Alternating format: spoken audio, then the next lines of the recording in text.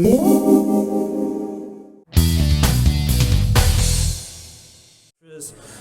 worked in the leasing industry, I've worked in Europe, I've worked in the UK. My last role before I joined here was Global EV Business Owner for ALD Automotive in Paris.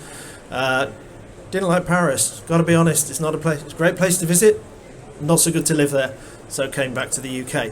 Can I ask how many people currently drive an electric vehicle who are listening now? 1, 2, 3, 4. So the people who are driving an electric vehicle will likely relate to this a little bit more than the people that don't. So I'll apologise to the people that don't now, when the people that do are nodding or going yes or going I feel your pain. So no sales pitch today, promise. However, I do want to just position where we fit in. So most people know MITIE for facilities management, security, cleaning services and all of the other elements. I'm part of the Plan Zero team, and we are all about decarbonisation. So sustainability around consulting and compliance, energy advisory and procurement, energy optimisation, smart buildings, connected buildings, EV and green projects, that's where I fit in, all around the EV piece, biodiversity and waste. And it's just one of those things that Consultancy and MITIE, nobody thinks that they go together. We started the EV team in December last year when I joined, team of 1. We're now a team of 10 as we help customers transition to electric and other sustainable transport solutions.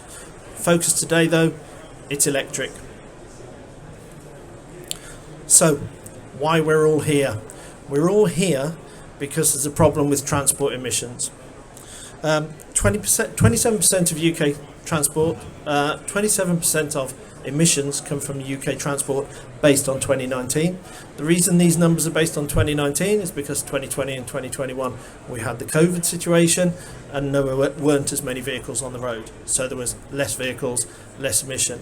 91% of the emissions come from road transport, and I don't know how everybody got here today. I was coming by train. Unfortunately, because the trains aren't running tomorrow, I came by car, but I came by electric car, so I'm okay. However, for those electric drivers who stop on the motorway and expect 121 kilowatts from the new grid surf chargers, 40 kilowatts this morning, living the dream. Didn't quite go the way it was supposed to. Joking aside, we know there's a problem. We know we've got to decarbonise our vehicle fleets, and this is how we're going to do it. EV adoption is growing, and it will continue to grow. The graph on the left-hand side here is all about where we see EV growth between now and 2030. Today, 1 in 3 cars are electric. By 2030, today 1 in 45 cars are electric. By 2030, 1 in 3 cars will be electric. That is 11 million electric vehicles on the road by 2030. This isn't all just going to happen in 2030. It started now. So that's how we see the growth. That's how we see the development. That's how we see it moving forward. Don't assume that manufacturers are going to wait until 2030 to just produce electric vehicles. Renault have already come out and said by 2025 they're not going to sell any internal combustion engine vehicles. Fiat are moving electric vehicles on their LCV from 2027 only. So electrification isn't 2030, electrification is now, and it's just going to gather speed. The right hand side is around where we see EV infrastructure growing, and you'll see there's a really big piece of green on there, which is workplace or depot charging. This is where we see major growth, because this is where there are lots of parking spaces, and the easiest way to charge an electric vehicle is when it's parked and where it spends the most time. So whilst there's lots of talk about the public infrastructure and how that's going to grow and develop, there is a massive piece around workplace.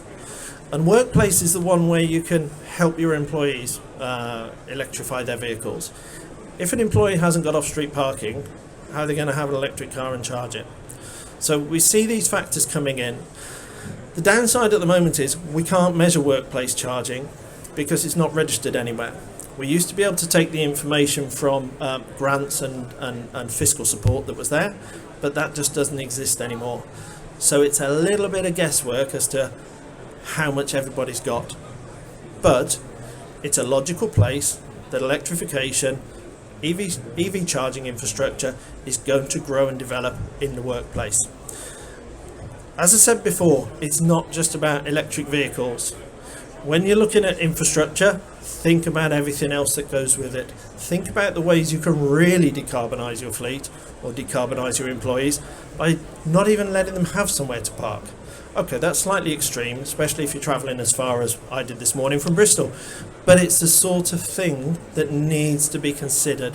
You have to take a holistic view to what transport looks like for employees, for visitors, for contractors, anybody that's involved with travelling somewhere. It's important for all of us. If you could remove the 1 mile journey from the UK, and we're really good at the 1 mile journey because it rains a lot over here and we don't like to take the risk of walking, that's the excuse.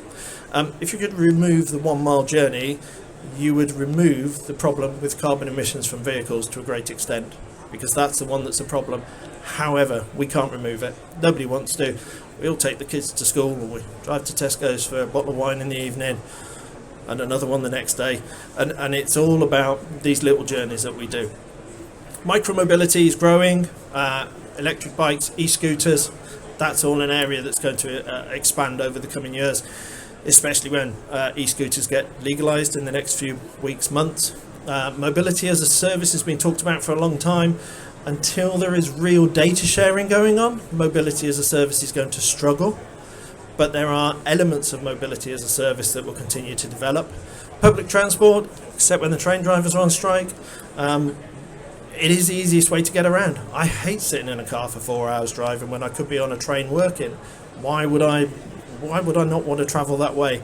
Shared mobility, now that COVID is moving away, shared mobility is coming back. So we're seeing more car share schemes coming into businesses, more car share spaces into car parks, so that people do share a ride into work in the morning. And that's a great way to reduce your carbon footprint, to encourage stuff like that. Autonomous vehicles, we'll see about that one. I am still of the view that autonomous cars, real autonomous cars, aren't going to be here for a while yet. Probably when I'm too old to drive, I'll want autonomous cars so that I can still get where I need to. But right now, I like having the steering wheel. I don't know, maybe it's just me. So employees are becoming more environmentally aware, and they're following this, especially the younger generation. They want to know what you're doing to help them be more sustainable and to reduce their carbon footprint. And these are some of the things that you can think about. So I'm gonna talk quite a bit now. I know I have been already, but now I'm really going to get in some detail. So what I'm going to take you through here is what do you need and when do you need it. There's only 3 more slides after this, so it'll give you an idea of how long this one's going to go on for. The growth in electric vehicles, as I said before, is an ongoing process. It's a linear line. There is no reason, if you have a car park with 100 spaces in it, to go and put 40 chargers in it next week, because there won't be the vehicles to charge. New EVs are being registered every day, but it's a process. So I'm going to throw you some nuggets now. I'm going to say think a lot. I'm going to say how about this for an idea. I'm going to just throw away points at you. Strategy, deployment of vehicles, a roadmap. You need to create a roadmap, not for today, but out to 2030. You need to think about what it looks like in the future. The demand today is the people who are moaning that they can't plug their car in and charge it, or they're only pulling 40 kilowatts when they pull into a 120 kilowatt charger, as I did earlier. So 2030, and then when you get to 2025, go beyond 2030, because it's going to accelerate after 2030 as the ban on internal combustion engine vehicles come in. And everything that comes out after 2030 will have a plug on it. So it's all going to need charging. If people are still manufacturing plug-in hybrids by then, and they will be, especially in the commercial vehicle market, you can't charge a plug-in hybrid on a rapid or supercharger. They only charge at 7.5 kilowatts. So don't assume if you're putting rapid chargers in, your plug-in hybrids will be able to charge, because they won't. Think about legislation. Road charging, clean air zones. Clean air zones are likely to lead to road charging. The technology that's going in for clean air zones now will support road charging in the future. Road charging has always been a big government no-no, but road charging is a really quick way to stop people from putting miles on in dirty vehicles. So we expect to see that coming. fiscal initiatives that are going to impact what your infrastructure could look like in the future. Just think about how legislation might impact what the next 8 years looks like. There will be things to consider. Energy is a massive one. So what's needed to support your infrastructure that you're going to put in between now and 2030? But you've also got to consider things like electric heating. If you've got old gas boilers and you're going to replace them with electric heating, that is going to have an impact on how much you need. But you can reverse that with solar, micro wind, other energy changes that you can make. Think about the on-site renewables. Think about replacing lighting with LED and things like that. The building sustainability piece, the decarbonisation of the building, will reduce your energy requirements, but your electric heating is really going to hurt. You only want to put a cable in once, because that is probably the most expensive and the most time-consuming thing that you will do. So collaboration is key. You have to speak to the people that you don't normally speak to when you're thinking about EV charging infrastructure, because it ripples all over the place. Think about your operational fleet. This could be cars, it could be vans, it could be response vehicles, it can be passenger transport. They are all going to be electrified as time goes on. So speak to your fleet manager and understand what their strategy is for transition, because they're going to have an impact on the infrastructure that you need to put into place. Collaboration, who else is impacted by EV charging infrastructure? And the public infrastructure. What is nearby where you are that might stop people using your infrastructure, or actually help you utilise that infrastructure even more, because you may charge a lower price for using it. Okay? So, how many and when? So many factors impact how many and when. But you don't need it all in one go. That I can tell you. You don't need to panic and go and do loads of work today. You just need to think about what it's going to look like in the future. Install just before the need. And we refer to this as N+1. You want need +1. So that if all the chargers are being utilised, you've still got an extra one in case somebody turns up who you weren't expecting, or suddenly there's a spike in vehicle sales, or a manufacturer throws a load of discounted vehicles and your employees are all driving around in them. But this is a long process. It's a long game. It's not a 12-month position. What type of charger? 7 kilowatt, 11 kilowatt, 22 kilowatt AC or DC, 50 kilowatt, 150? Depends what you're charging. It depends how long your dwell time is. How long are people going to be in a car park or in a location for? How much power are they going to need? If an ambulance is on emergency call and it's electric, that's going to want to be able to top up really quickly. It might be doing it while it's dropping a patient off, so it might have a little bit longer depending on what time of the year it is. But those are the considerations you need to have, and it isn't all one size fitting all. Everything will be slightly different. So when you think about what type of charging, be really careful around 22 kilowatt AC. I was talking to somebody earlier and he was telling me that he'd had some chargers put in and they were 22 kilowatt AC. I told him which company had sold him those chargers, because people like selling 22 AC. There was only one vehicle that would charge on a 22 kilowatt AC charger, and that's a Kia Niro. Nothing else currently manufactured will charge 22 AC. So don't pay for it, because you can't do much with it at the moment. And it's unlikely, because the focus is now DC, that somebody's going to go down that route. Think about phasing your install. You don't want to be putting chargers in every year. You want to be putting them in every 2, 3, probably no longer than 3 years, because of how the market is moving. But you don't want someone going on site every year to put them in. But right at the start, go back to what 2030 looks like and do the groundwork.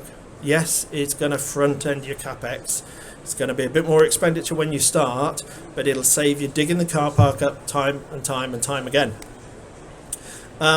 Location, or as Phyllis Kirsty would say, location, for those that watch it. Proximity to power can save you money, but it's not always possible. The chargers have to be in the right place for operation. They have to be accessible to all. Think about who's going to use them. Think about how those people are going to use them. if you're putting a standard charger in with standard barrier and protection to make sure nobody knocks it over, how does that work for less able people, people in wheelchair potentially, people in adopted vehicles?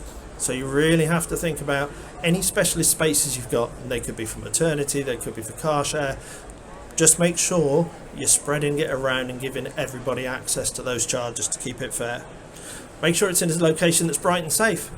All the EV drivers here have driven into a car park at some point and the charger's in the corner under the trees, no lights, and it's raining and it's dark and grey. Would you really want somebody you care for going in a corner to charge a car? You know, it's little things like that that make utilisation better. What's availability like in the location that you're doing it? Can people access it? Can they get to it? Is it open 24/7? Do you want it to be open 24/7? Do you want to restrict the access? Think about the access. And then the space, the size of the parking space. So much EV infrastructure is going into car spaces.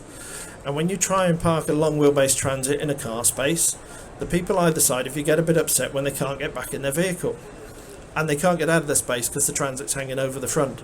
If you have a mixed fleet, or if you are setting up your infrastructure to support different types of vehicles, think about how big the spaces need to be, where you put them and how you mark them.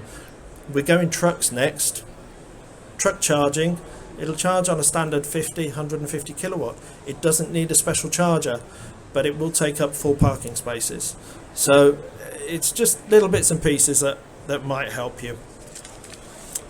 And then the users. Who is the infrastructure for? Who's going to use it? Is it employees? Is it operational fleet? Is it contractors? Is it all of them? Is it going to be phased? So actually to start with it's the operational fleet, then you want to let your employees use it, then you're going to let the contractors use it. Again, it's that future thinking and future planning. So it could change as time goes on, and you could introduce charging as in billing as time goes on. So there's an income opportunity. When can they access them? Again, is it 24/7? Is it just at work? How do you use that? And that leads into priority vehicles. Who's going to have priority access, and how are they going to get it?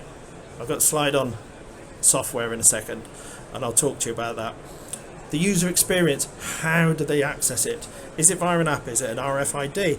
Are they open so anybody can go in and plug in and they get free electricity? What's the connectivity look like? What does the billing look like? If you're managing your infrastructure correctly, you will think about all of those things before you commit to anybody. And then the best piece of all, the local community. Okay. That wasn't me. The local community, depending on where your site is located, you could become an infrastructure solution for local community and actually open it up when it's not being utilised, or when it is being utilised, but allow other people to use it, which not only is good for the community, but it could also give you an opportunity for income as well. So just before I go on to the last slide, or the last but one slide, why should you do it? We don't supply petrol and diesel tanks to people now, so why should you be investing and worrying about charging infrastructure? And I guess it's dwell time and being an enabler. Do you want to help people in your community, in your hospital, in your location, transition to electric and decarbonise the way they travel? Most of us do. That's why we're in this industry. We're helping people move away from internal combustion engine vehicle. So maybe the question isn't why should we do it? We don't do petrol and diesel. More a case of, well, why shouldn't we? It is something that's going to help people. So, operating models and hardware and software. Traditional charge point operators. What I mean by this is the BP Pulse, the Shell, InstaVolt. These are the people who can come along and they will put a couple of superchargers or high-speed chargers in place, or maybe a couple of 50s and a couple of 11s, and they'll take away your pain, and they will do all of the work for you, and they will run it, they will maintain it, they will make it all nice, and they will also control it. They will take the revenue, they will set the price, they'll pay you probably a fee for the land that you're using, and you'll tie yourselves into a 20-year contract and have no control over how that grows in future. They tend to work on a model of utilisation and grow. So the more it's utilised, the more they put in, up to a point, because utilisation on a 50 kilowatt charger is not being parked on there for 8 hours. It's being there for 60, 90 minutes and to turn to the next driver. The problem there is somebody's got to go and move a vehicle. So if you've got an employee, a nurse, who's in the middle of a shift and her car's charged, she's got to go down to the car park and move it because that supercharger has now finished with her car and she's going to get fined. So think about whether or not CPO is right for you in the long term. Might be right today, might not be when you've got 1,000 parking spaces and in 2030 30% of the cars in there are electric and they're looking to have some assistance with charging. They're looking to access infrastructure. Hardware, so the actual charger itself, has become extremely commoditized. Be it 7, 11, 50 or whatever, it's just become a market of hardware. It's like buying a TV, it's like buying a fridge. Slightly more advanced, slightly more expensive.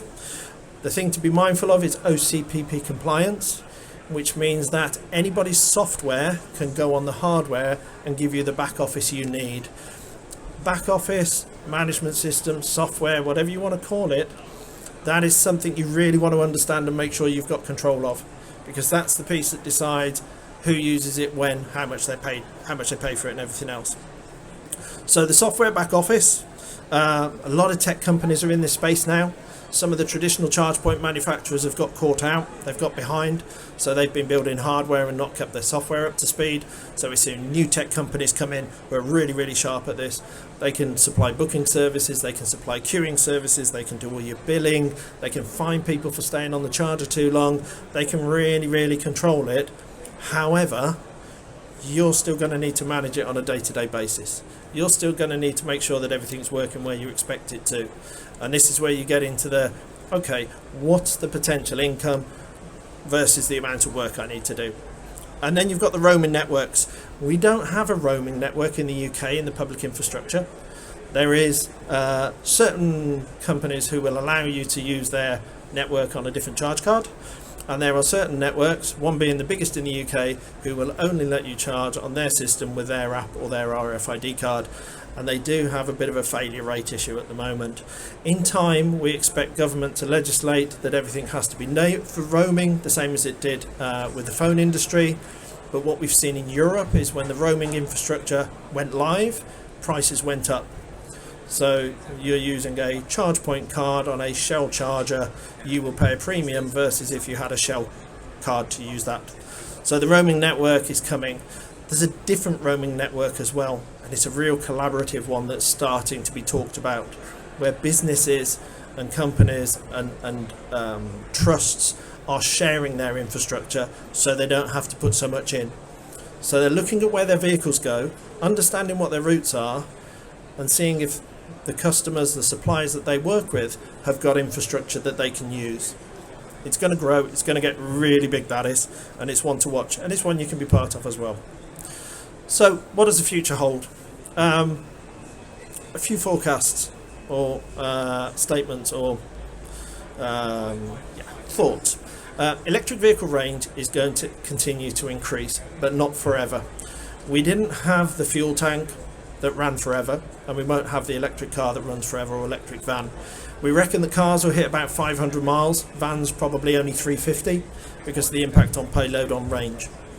So probably within the next 3 years, electric cars will hit their max in the premium brands and other stuff will follow. Battery technology will continue to develop, but they're all going to need charging and they'll carry on to use the current infrastructure. More manufacturers will bring lower price cars to the marketplace. We're already seeing this with the likes of MG. So MG have just bought out the MG4, £24,000, 195 mile range. 3-4 years time, that's a £12,000 car, which is right in the middle of used car value space. So it's going to be way more attainable for a lot of people. So as we go through the next 3 years, the used market is going to increase, which means that the people who buy traditionally used cars are going to switch to electric, and then we start ramping it up in the car parks. Charging will get faster, but charging will get faster at a cost. so you'll pay for premium fast charging, and it'll only be the premium vehicles that can do it. So Porsche have already talked about 350 kilowatt charging. That's going to need a really big cable to the charger and a really big wage packet to pay for the car. Both out of my reach, but it will get faster. Total cost of ownership on electric versus ICE is going to come. It's stalled at the moment because battery prices have gone up slightly with the global situation. So probably 2025, electric and internal combustion engine vehicles will be around the same price from a total cost of ownership perspective. And finally, electric is the right option now, but not necessarily forever. We do expect to see other fuel types appear, not necessarily hydrogen. That's good in big truck and such like. It's got to have an infrastructure created. How green is it?